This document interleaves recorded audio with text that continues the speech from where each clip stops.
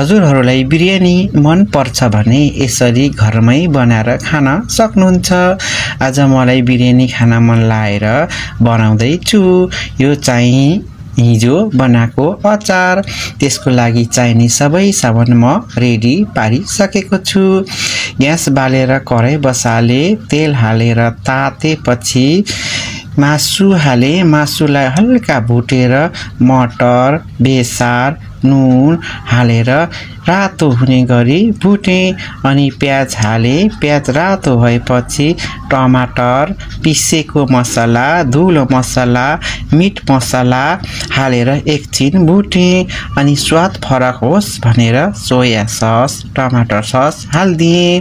त्यसपछि मैले बिहानको भात हालेर चलाएँ राम्रोसँग। हेर्नु त कति राम्रो देखियो। अनि हरियो धनिया हालेर चलाएँ। न मिठो भयो नि मिठो होला जस्तो देखियो।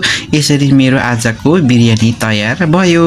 ओके, थ्याङ्क यू पुरा भिडियो हेरिदिनु भएकोमा।